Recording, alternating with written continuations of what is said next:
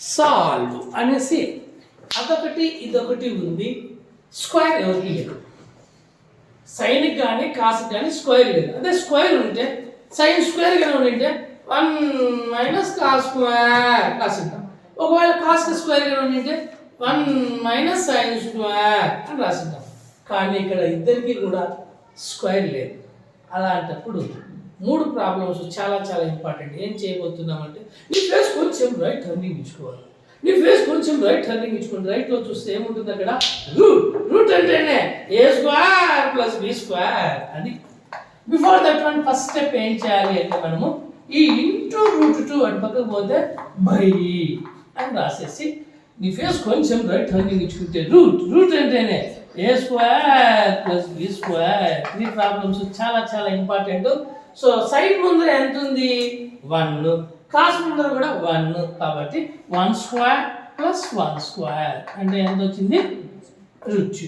ఆ √2ని బై వేసేయాల. ఇక్కడ 1 ఉంటుంది కాబట్టి 1/√2, అలానే 1/√2, అలానే ఇక్కడ కూడా 1/√2 అంటాము. డివైడెడ్ బై ఏముంది, √2, కాబట్టి మనకు √2 అక్కడ డబుల్ అయితే ఆల్రెడీ ఉంది కాబట్టి రైట్. ఇప్పుడు మనకు 2 అవకాశాలు ఉంటాయి. సైన్లోకి పోవచ్చు, కాసులోకి పోవచ్చు. చాలా చాలా ఇంపార్టెంట్గా కాస్లోకి వెళ్ళిపోయి తీసుకుంటాం. కాస్లోకి వెళ్ళాలంటే కాస్ సైన్ రావాలి. అదే సైన్లోకి పోవాలంటే సైన్ కాసు సైన్. కాబట్టి నేను కాసుల్లోకి వెళ్ళేదానికి ప్రిఫర్ చేస్తారు. ఆన్సర్ ఫార్ములా నీట్గా చాలా స్మార్ట్గా ఉంటుంది. 2n/, ± α. కాబట్టి సైన్ పక్కన సైనే ఉండాలి అంటే sin 45. మరి కాస్ పక్కన కాసే ఉండాలంటే cos 45 √3/, రూట్ ఇంటూ రూట్ ఎగిరిపోతే 2 మిగిలింది. First cos sine cos formula 1, 2 అని ఎందుకు ఇచ్చాను, నువ్వు చదవడం కోసం. ఫస్ట్ 1 అంటే కాస్, 2 అంటే సైన్, అప్పుడు cos ఆఫ్ ప్లస్ ఉంటే మైనస్, cos ఆఫ్ x - 45 సైన్లో అయితే 60, కాస్లో అయితే 30. అబ్బా, మనకి ఇష్టమైన ఫార్ములా కాస్ కాస్ 3 టైమ్స్ మనం యూజ్ చేయబోతున్నాం. 2n/, ± α. ఇక్కడ θ అంటే లెఫ్ట్ సైడ్ ఎంత ఉంది, x - 45. 2n/, ± α అంటే ఎంత ఉంది, 30.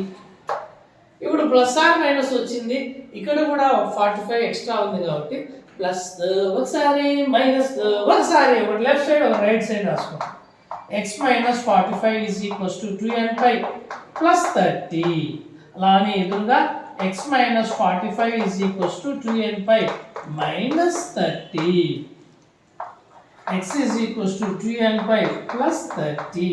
ఇక్కడ ఏం రాయలేదు నేను, -45 అవతల పోతే +45.